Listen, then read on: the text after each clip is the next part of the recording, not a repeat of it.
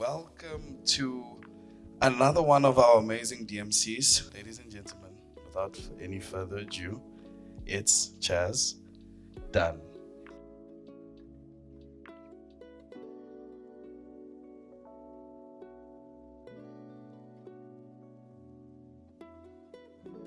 What's up, guys?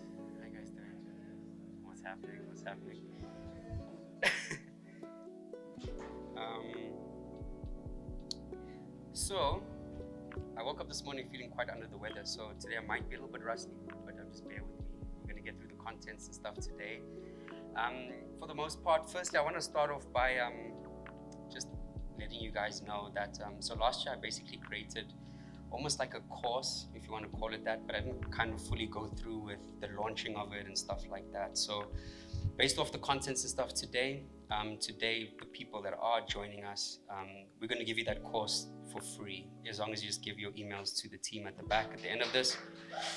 Yeah, so basically, the title of the course is simply how to start your own NFT business. And within that, there's a bunch of different NFT ideas, how you can integrate them into already existing industries to kind of, innovate within those spaces and make things a lot more efficient and a lot cooler, right? So yeah, thank you guys so much for joining. A couple disclaimers. I always start these sessions with this because number one, guys, I'm not an expert in any kind of way, right? I am very far along in my Web3 and blockchain journey. I've been in the space for about 3-4 years now. And yeah, I'm not an expert. So all of the stuff that we talk about today are concepts of the future that we're all kind of just growing into as a world, right? The second thing is I've got two very fundamental beliefs. Sorry for the guys that have heard these disclaimers before. Number one is I genuinely believe that our lives will never get any less digital. They're only going to get more digital. And the second thing is that technology will always exponentially grow, right? So just with those two kind of insights, there will be ample opportunity to grow, to build, to take advantage of, right? So who here has never heard of blockchain or Web3 before? Man, you guys are a damn lie. Do you guys want me to explain Web3 and blockchain quickly? Cool. So Web3 is basically just like the new iteration of the internet, right? So it's kind of just like a software update that's been done to the internet. With that software update comes the infrastructure of blockchain, right? Which in turn basically provides a whole new array of digital tools, digital platforms, et cetera, that anybody can access, right? So that's basically Web3. It's just a software update to the internet, which provides a whole new layer of infrastructure that we can build on, okay? Blockchain is simply just a distributed ledger, which is like a sophisticated Excel spreadsheet. So that blockchain simply just records all the transactions that happen in the digital space, from NFT transactions, cryptocurrencies, any kind of smart contracts, et cetera, right? So that's basically just a quick one, because today's not about Web3 and blockchain specifically, right? But that's just like a quick rundown for you. Aware, my brother. So we really love doing this, right? And that's only because we enjoy creating platforms and forums like this where we can kind of sit together and we can learn from each other, we can grow with each other, right?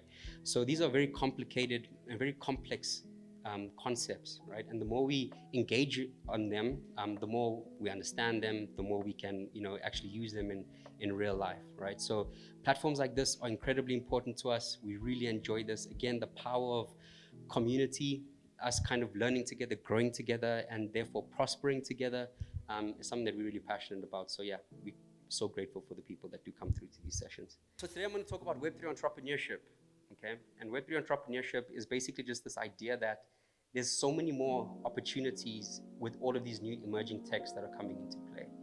Web3 and blockchain, AI, et cetera, right? So with all of these new kind of emerging technologies, it kind of presents a whole range of new opportunities that we can kind of tap into, either to build something completely new or to integrate into something that's already existing, right? So the other day I was asked an incredibly profound question, okay? And this question, basically, they asked me, they said, as a young person living in Africa, am I comfortable with the future or happy with the future that the older generation is building for us, right? when I was posed that question, it kind of forced me to take a step back and really think about that, right? Am I comfortable or am I happy with the future that the older generation is building for us? I'm not sure if everybody in this room shares the same sentiment. However, it does feel like the older generation are just not in tune with young people problems, right? So essentially we have old people that are trying to lead a younger generation that they don't necessarily understand. And with that, I don't think they're fully equipped to really come up with solutions to build our young people future, right? I'm not sure if anybody else in this room kind of shares that same sentiment. So the reason why I love entrepreneurs so much is because entrepreneurs are built and they basically like wired to identify problems and solve those problems, right? So essentially that's what our government's job is, to basically identify problems that that are going on in a social setting. But entrepreneurs are more aggressive with trying to find solutions in order to solve those problems in a meaningful and impactful way, right? That's why I love entrepreneurship. That's why I genuinely believe that it's so important that, you know, the older generation of the governments really look after the young aspiring entrepreneurs, only because we understand the problems that young people are facing, so we can build that future, right? So that essentially is like this thing of the entrepreneur's purpose, okay? And there's two things that I want to chat about. The one is obvious, okay, and the second thing is a bit random, okay? But the first thing is this idea that entrepreneurs need to be able to identify problems, right? And potentially use technology to solve those problems, okay? That's what entrepreneurs are kind of wired to do, as I said, right? The second thing is this idea of just starting, right? My biggest gripe with entrepreneurs, and I've also fell into this trap before, where we think too big, right? And when our ideas get too big, we don't know how to actually start, right? Because we have this massive vision, and then because of this massive vision, we kind of just tell ourselves that, yo, we need to wait for this, we need to wait for that to happen, we need to wait for whoever, right? But the reality is that you're waiting for absolutely nothing, right? You really just need to start, okay? So I want to just kind of use this as an example. So this morning, back at the Libex office, thanks for joining us, guys. Shout out, shout out. So I want to use this as an example, okay? So this morning, back at the Libex office, we basically had a meeting with the startup from Cape Town, right? It's this idea that entrepreneurs need to find a very specific problem that solves a very specific individual's problem, right? And then, how do I say this? You need to identify a very specific problem for a very specific individual in a very specific area, okay? So what I mean by this is that the moment we start thinking too big and trying to solve everybody's problems is the moment that like we're actually solving nobody's problem, right? That's why it's so important to kind of identify just one small problem, find one great solution and offer it to one individual living in one specific area. So this morning we went up with a startup called Loop, right? And now what Loop are doing is they're basically just solving the problems in the taxi industry. So they're digitizing that very rich cash economy that exists, right? So there's over 15 million commuters every single day, or 80% of South Africans commute using public transport every single day. Doesn't explain why we have so many cars on the road, right? But essentially what these guys have done is, this founder is a 4th generation taxi driver, if you want to call it that. He's just very tech savvy. So essentially what he's done is he's identified the fact that there's a problem in this cash economy, and taxi drivers, against contrary belief, right, is that they actually don't want to carry cash because it poses a risk for them, especially when they're driving through certain areas. There is a risk of them getting robbed, stuck up, etc., to take all that cash that they've collected for the day. So do you see what I mean by identifying a very specific problem, right? Finding a very specific solution and then offering it to a very specific person in a very specific place, right? So that's Loop, and we're incredibly proud of them and like all the stuff that they've done. I think even us as Libex, we're probably going to get involved just in terms of investing in them and also providing potential blockchain infrastructure. Once an entrepreneur has identified a problem, it's so important that they're passionate about that problem that they want to solve, right? If there's no passion for that problem that they want to solve, then how are they going to get meaningful solutions, right? So it really is important that you identify a problem, you're passionate about that problem, and the third thing is just starting, right? Even if it's very small, okay? The fun part of being an entrepreneur, right? And this is what kind of makes this kind of occupation, if you want to call it, as an entrepreneur so fun, right? Is because right now, more than ever, we have so much access to so many different tools, both in the digital space and in the physical space. So even last year, being an entrepreneur in the space, guys, it was like being a kid in a candy store, right? So let's just take ChatGPT for an example. When that released last November, when ChatGPT released, there's this website called futurepedia.com, okay? When ChatGPT released, it is one of the 5 AI apps that were released on that platform that week, right? Since then, there were 5, maybe 10 projects being onboarded, right, every single week. Since then, you can go to that same website and there's over 1,000 AI tools that are being uploaded every single week. So essentially, we are very spoiled for choice as entrepreneurs, right? We have an array of different tools that we can use in order to solve problems. So there's 2 parallels that I'd like to draw with this, right?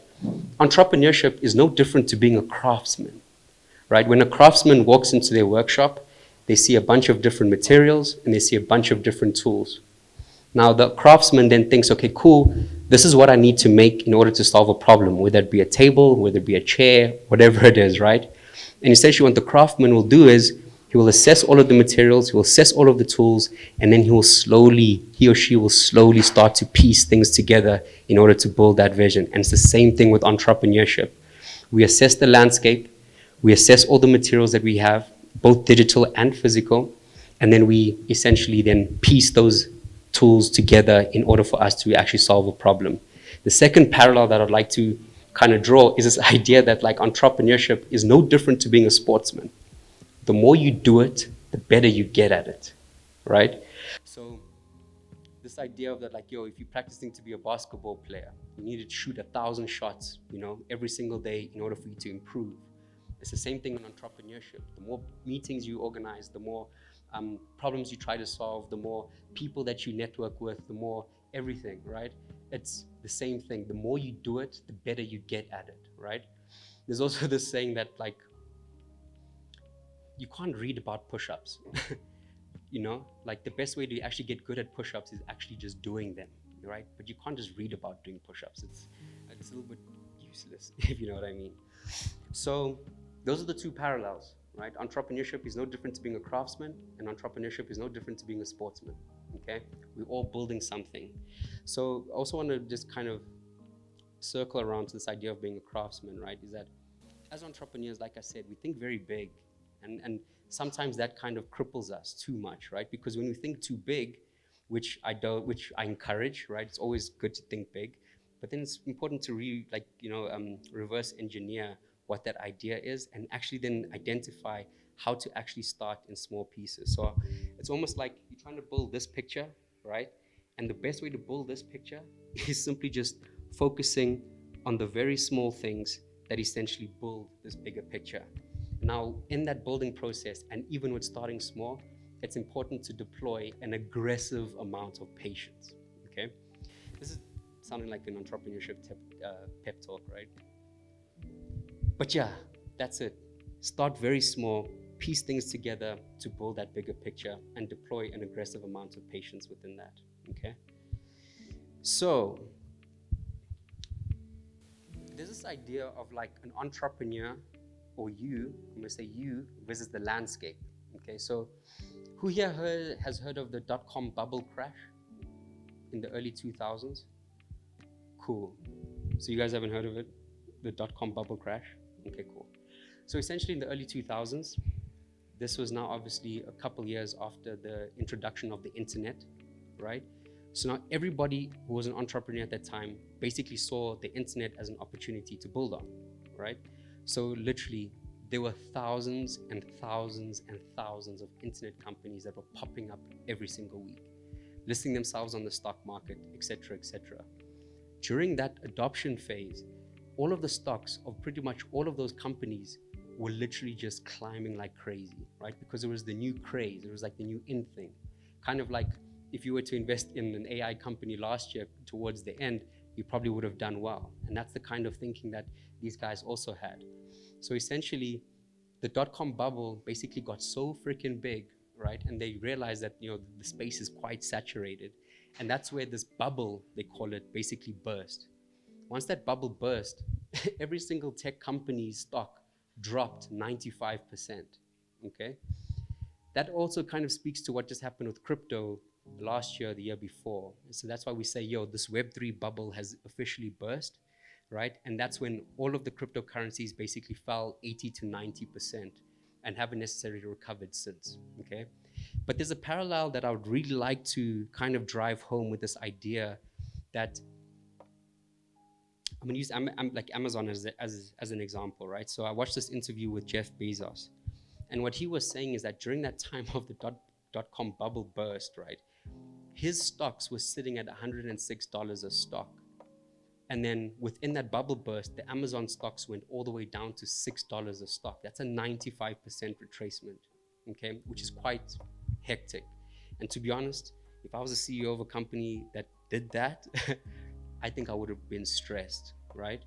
But he basically said that the reason why he didn't or wasn't stressed was the fact that even though the stock market was crashing, everything in the metrics within his business were climbing. So the problem that he was trying to solve was digitizing libraries and putting online books. The metrics in his business were actually climbing, and the progress and the growth of his business was doing this, while the stock market was doing that, right? So that's why I say that it's you against the landscape at the end of the day, okay?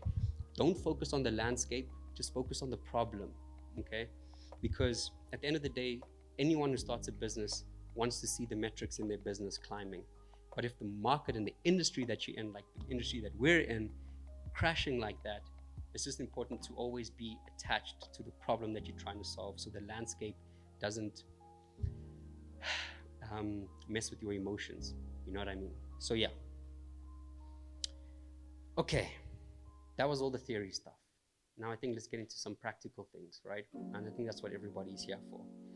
So with these new emerging technologies, okay, there's a massive opportunity for every individual that's sitting in this room, right? Us as a younger generation, we probably understand tech a lot better than older generation, older businesses, etc., right? With all of these new emerging techs and so many use cases of this technology, the world is kind of yearning for individuals like everyone in this room to become experts in blockchain, Web3, and AI, and all of these things, right? The opportunity is simply to think of it like consulting, if you want it, right? But essentially, these older companies, right, that have these legacy systems, that want to integrate these technologies, that don't necessarily have the time to get educated on these things, hire a whole new department to understand what this is, to integrate into their thing. They're looking for individuals to help them make that transition or help them integrate these really powerful technologies that can help them, okay? That's the opportunity that we're all sitting on right now, is becoming experts in these technologies and showing these companies and these businesses and these brands and different artists, etc., how to integrate this responsibly and in a more meaningful way, right? That's the opportunity that all of us are sitting on right now, which I don't think we should sleep on. We should take advantage of it, okay? So there's three main areas that I'd like to focus on today, especially within the Web3 space, okay? The first thing is smart contracts. The second thing is digital assets or NFTs. And the third thing is this idea called tokenization, okay? So what I'm going to share with you now in the next couple of slides is simply just ideas or business ideas that you guys can basically capitalize on if you wish, right? But also just to give you an idea of all the different industries that this technology can essentially plug in, or how this technology can plug into different industries to streamline things, make things a lot more efficient. So let's get into the meat of things, right? So smart contracts. Okay, who here has never heard of a smart contract before? You guys have all heard of smart contracts? Not really? Cool. So what a smart contract is, it's simply just that, right? It's a physical contract that's been coded, right? So it's a physical contract that's been given a brain, that's been given a set of instructions, that's been given certain milestones, and has been given certain, like I said, instructions to trigger certain things at certain milestones. So essentially, a smart contract is just simply a physical document that's been given a brain to execute on your behalf automatically. So let me give you a couple examples within this, right? So let's take the supply chain industry or supply chain and logistics industry, right? When we go to Pick and Pay or Woolworths or whatever the case is, and we pick up a pack of apples, okay? When we reverse engineer that journey from you picking up that apple or that pack of apples, there's been a whole supply chain from planting to growing to cleaning to harvesting, cleaning, etc., transportation, etc., packaging, all the way up to when we finally get that pack of apples, right? Now within this, right now as it stands, it's an incredibly manual process. There's so many different stakeholders, so many different companies, so many different businesses that are involved in a supply chain to produce something. But what smart contracts allow us to do is, let's code all of these stakeholders into one contract, right? So that automatically when something is harvested and sent off for cleaning, we know for a fact that that's one kind of transaction that's been done, right? And then that smart contract will be able to trigger a payment to be like, okay, cool, it's delivered, automatically paid. Instead of us manually having to wait for all of these things to get done, and after each thing gets done, make manual payments. What smart contracts do, it simply just speeds up that entire supply chain system to make things a lot more efficient, okay? The second example that I'd like to give you is this idea of real estate. Who here has ever tried to buy a house before, or has someone or knows someone who's bought a house before? Oh, yeah. Now, my experience with property when my dad was selling his crib, right? Basically, the transaction of that property took about 6 months, right? So I used this example last week, is that when we acquire for a home, right, we need to get a title deed, or before we get that title deed, there's so many stakeholders that are involved in that transaction. This person needs to get the document, this person needs to sign it, it needs to get handed over to a lawyer to sign, then it needs to get given to someone to give it a kiss, and then it needs to get handed over to someone else to give it a nice hug, and then we can sign it off, and now the property is mine. What smart contracts allow us to do is the fact that, like, we can now again code all of those different stakeholders into that one smart contract for every single house. Now we can transact houses as fast as as fast as e-wallets, instead of us actually taking 6 months to get your house, right? Now we can literally just exchange houses as fast as e-wallets, which is quite a profound shift, right? And that's the power of smart contracts at the end of the day. It just speeds up our global economy 10x, right? The third idea, especially within the smart contract space, is this idea of like financial products. Now, across Africa, there's so many people that have been excluded from our banking system, right? Why? Because number one, we need to have a proof of residence, and two, we need to have an ID. But where does that leave our homeless people across Africa? That's why they've been excluded from our global financial system and even the banking systems within each country, right? So now with that being said, people, the layman on the street who doesn't necessarily have a proof of residence is pretty much stuck, right? Now they're stuck on cash pretty much, and they don't get access to financial products like loans, insurance, medical aid, etc., right? Which is an issue. Now this is where like AI and blockchain kind of intersect, right? Is that we can use AI to kind of predict someone's credit score. We can also use AI to predict someone's income.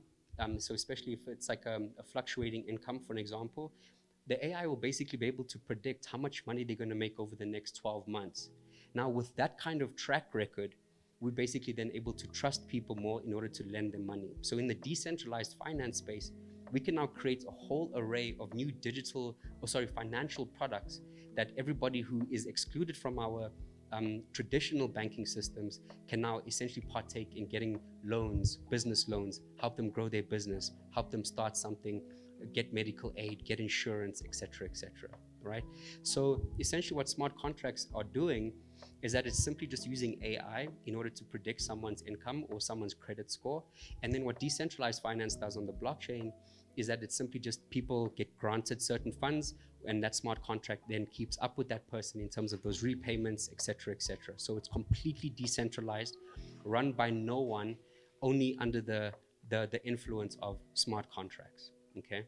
So those are three really game-changing shifts across supply chain and logistics, real estate, as well as just our traditional financial products that are that like exist for all of us, right? Is everybody following so far? Sorry, cool. Now, NFTs. Who here came to our NFT creator economy talk? It was just you guys. It was just you actually. Okay, obviously the Libex team was there as well. So NFTs, in my opinion, game changing in so many ways. And in that session, I basically explained how it's more than just a piece of media. Underneath every NFT lies a smart contract, which is the beauty of the NFT actually, okay? So the first business idea, especially with the NFT space, number one, is basically just starting like an NFT agency, right? If you understand the technology well enough, you'll essentially be able to help different brands, different artists, different creators, different businesses, big or small, basically integrate any kind of NFT projects or NFT strategies into their business, right? So people are like really yearning for that. Why? Because the Web3 space, it seems like such a niche culture, right? Even when if you're involved in the NFT space, you'll start to see that there's a certain culture, there's a certain language, there's a certain way that the Web3 world kind of works right now. All of these different brands and big artists that have tried to enter the space have kind of fell flat on their face. Yeah, so essentially if you understand the technology, if you understand the culture of Web3, you'll be much more better equipped to help these different brands and artists and companies and small businesses, whatever it is, integrate more meaningful NFT technologies into their already existing ecosystem, okay? So it's this idea that like, we spoke about this before, but the fact that like NFTs are a great way to drive value to a community, right? I won't go too much into that, but if you do want to know more about that, holla, right? So the second business idea within the NFT space is this idea of starting like an NFT record label, right? Especially, who here has independent artist friends? Yeah, it's tough for independent artists, right? So yeah, it's this idea of starting like an NFT record label, right? So the issues and the problems within the music space, number one, artists lack funding to create really great projects. So they have to bootstrap a lot of their stuff, which basically compromises on the quality, right? So you can basically run an NFT campaign that can basically help you fundraise for your next big project, okay? The second thing is this idea of publishing. So I've used this example the last time, but so I have a bunch of music friends and I took a trip to them to a publishing company the one day. And just to kind of see how much money that they owed, et cetera, this lady basically pulled out like a massive file with all, like a thick file like this with different pages that basically list all of the songs that they've released, as well as listing all of the different splits that everybody involved in those songs and projects basically get a percentage of the split. So when the money comes in from the publishing, basically they need to manually pay out all of these different people that were involved in that project, whether it's the producer, the writer, the mixing and mastering engineer, whatever it is, okay? So essentially what publishing, especially in the smart, with smart contracts, like I said, it's almost just like coding all of these different stakeholders. So if you're a producer, you get 10%. If you're the actual artist, you get 5% or 20%. If you're the mixing and mastering engineer, you get 5%, et cetera, et cetera. Essentially, what the digital space will be able to do is track all of those different streams, see exactly how much is owed to them, and then automatically gets distributed to all of the different stakeholders that are involved in that project, okay? So again, we're getting rid of paper, we're getting rid of this like heavy duty manual process, integrating smart contracts to kind of streamline and make things a lot more efficient and a lot more transparent and open, fast, et cetera, okay? The third idea within the NFT space is this idea of like basically maybe starting like a digital art gallery, right? So you as an individual, so who has heard of Sotheby's? Sotheby's Art Gallery? Okay, so what Sotheby's do is they just like almost like an art agency that basically represent a bunch of different fine artists around the world. Only the people they partner with get all of their artwork basically listed in their galleries, shown in their galleries, et cetera.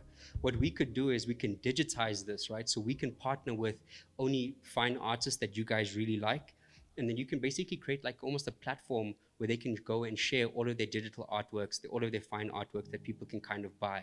And you as a business can promote your roster of artists, okay? The bonus idea within the NFT space is the real estate space, right? So anybody can basically just start, especially once you start tokenizing or turning all of these properties into NFTs and all the smart contracts are embedded in all of that. Essentially what we could do is we can just start our own property 24. So if people want to buy houses and stuff, they can just kind of log on and they can just buy a house in 3 clicks and it'll be in their wallet as fast as an e-wallet, right? So that's like the bonus idea, especially with the real estate space, just listing tokenized real estate on your platform that people that or real estate agencies that you've partnered with, you can kind of just onboard all of their different clientele, people that are selling houses onto like a marketplace, right? Is everybody following so far? Cool, I'm almost done, then we can get into the fun stuff. So the third aspect that I want to talk about is this idea of tokenization. Who has never heard of tokenization? Cool. So tokenization, right? So the best way to explain it, think of it like if you have a building that has 15 different floors, okay? You can basically tokenize or turn that entire building into one NFT. Then what you could do is you can fractionalize that NFT into 15 different pieces to basically have one piece representative per floor, okay? What you could do with each one of those 15 NFTs, you can further fractionalize that 1 million times if you want. So now you can have 1 million different owners on that one floor, okay? Now this is this whole idea of like financial inclusivity. The fact of the matter is that we need a lot of money if we want to go and invest in real estate, right? But now, if there's a development project that we want to get involved with, we can invest as little as 10 Rand, right? And also see that same return that someone with 1 million Rand would put in. When I say same return, I mean percentage-wise. If the return on that project is 30% per annum, you'll basically get your 3 Rand, and the person who put in 1 million will get his 300, okay? So basically what tokenization does is that it reduces the barrier to entry for people that are earning, receiving money, and wanting to grow their money, okay? So now we're basically diversifying or democratizing this investment space, which is a very, very, very profound shift, right? So within tokenization, okay, there's an insight that says by the end of the decade, there's more or less $500 trillion worth of assets that need to move from the physical space and being documented in physical spaces to being documented on the blockchain, okay? That shift from physical to digital, right, poses a very massive opportunity for people that understand this technology in a very big way, okay? If you just facilitate a fraction of those companies that need to onboard all of these different physical assets onto a digitized blockchain, we could help them do that, okay?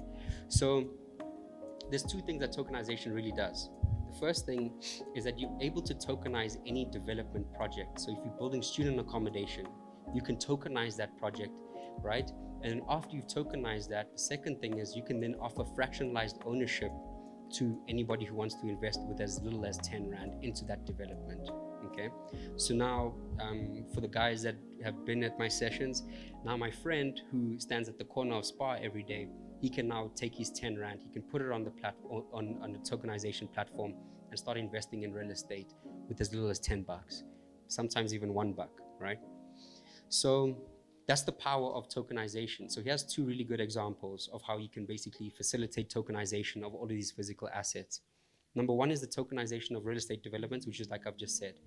If you have a mall, if you have student accommodation, if you have backyard developments, whatever it is, you can basically tokenize that and you can then offer any kind of investment to the public that they can now start investing in the project. You can raise capital that way. Okay, so there's 2 ways that you can develop or tokenize it. You can tokenize the actual land, okay, or you can tokenize the actual development of the property, of the building, sorry. So those are the 2 ways that you can tokenize real estate in that sense, okay? The second thing is this idea of like tokenizing renewable energy projects, okay? So with obviously the power of smart contracts, etc., it's really dope now, the fact that like you can basically tokenize solar panels, for an example. So what you can do is you can basically raise funds from the public, from as little as 10 Rand or whatever the case is, whatever the parameters of that investment opportunity is.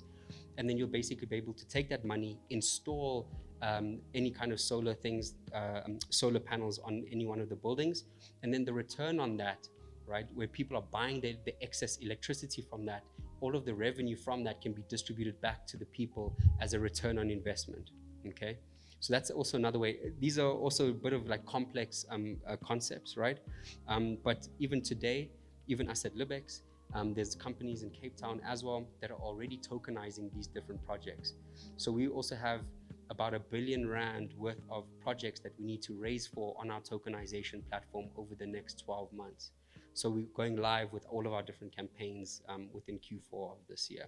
Okay, so if you want to invest in like student accommodations, hotels, if you want to invest in agriculture as well, we can tokenize cows, which is dope. That'll change the Lobola game forever. I say that because my wife is Tswana, and yeah, I had to pay Lobola, which was hectic. So with that being said, there's so many other different industries that you can tokenize, especially also in the mining industry, also poses massive opportunities, right? So that's tokenization in a nutshell. Is everybody following me so far? Awesome. So just to conclude, I'm basically done with all my BS. So essentially, all of these different emerging technologies really are, giving us so much opportunity, right, to basically find new solutions or find different ways of solving our already existing problems. Okay, it's up to us as young people to solve Africa's problems, right? Because we have better context of the stuff that we need to build in order to take care of ourselves as well as our kids and grandkids, etc., etc. Us as Africans, important to solve our young people's problems, and super important as well for us to be really passionate about those problems that you're solving. If I have no experience in the taxi industry, I've got no business going there.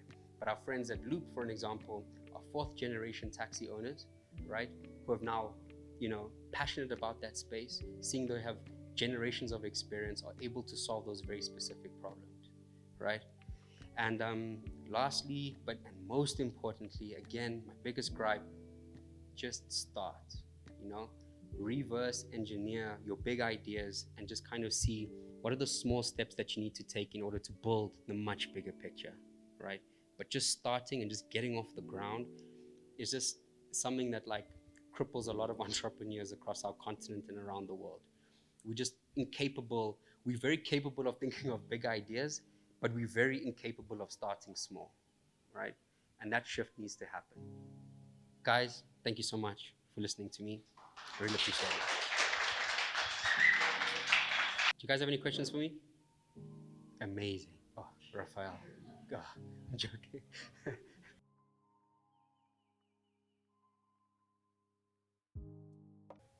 You don't need to be involved in the government to tokenize properties and developments, because a lot of the properties and developments are privately owned.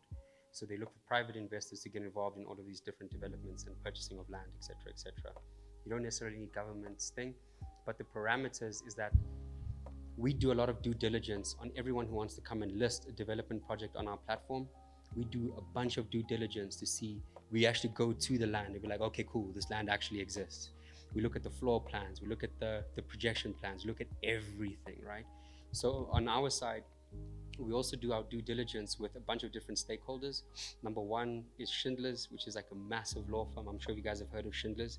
So they're backing us, right? So we have that kind of backing in order for us to operate and navigate in the space with those guardrails, and they're keeping us safe while doing that, okay? On top of that, you need FSP licenses and all of those things, which is not a cheap thing, which is why it's just easier to go to an already existing tokenization platform instead of potentially building your own. But if you do want to list a development project on a tokenization platform, I think the hurdles are a lot less. Yeah. Did that answer your question? No way. Any other questions?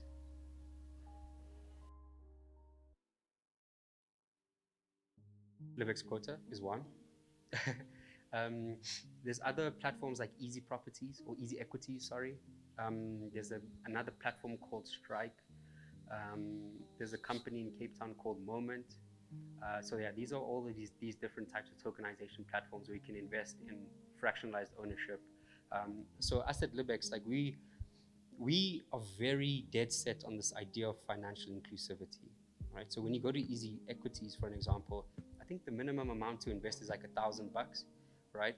But what we're trying to do is the layman, Ugogo, whoever who doesn't necessarily, understand, the space, but wants to earn money and grow their money, right? Even someone like Ugogo can understand that, cool, I can just put in 10 Rand and get my return on that, right? Did I answer the question? Cool.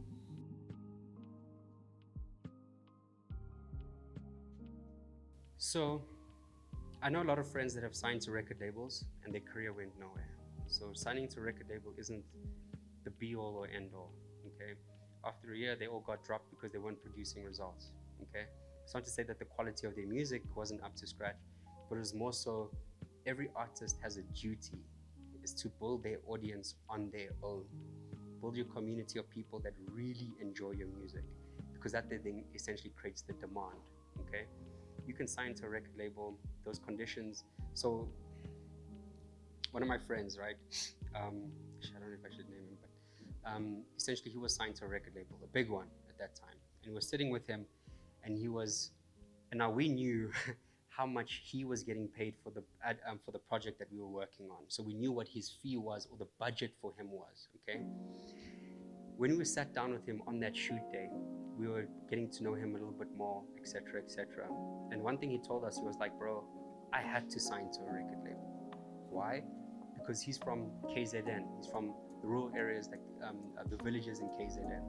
So for him, a 50,000 Rand salary from a record label is a freaking, like that's life-changing for someone like him. Even though we know that he was getting paid 350K for that project specifically, the record label take that money and then he just gets a salary at the end of every month. That's excluding all the other gigs that he had that month, okay? So record labels in itself, there's a problem there. It's not up to the artist or the record label to sell you the way you should be selling yourself. Build that audience, build that community, build those people that really enjoy your music.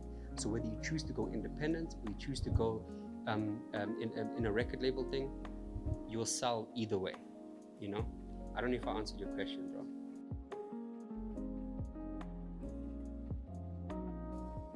Yeah, I guess so, man.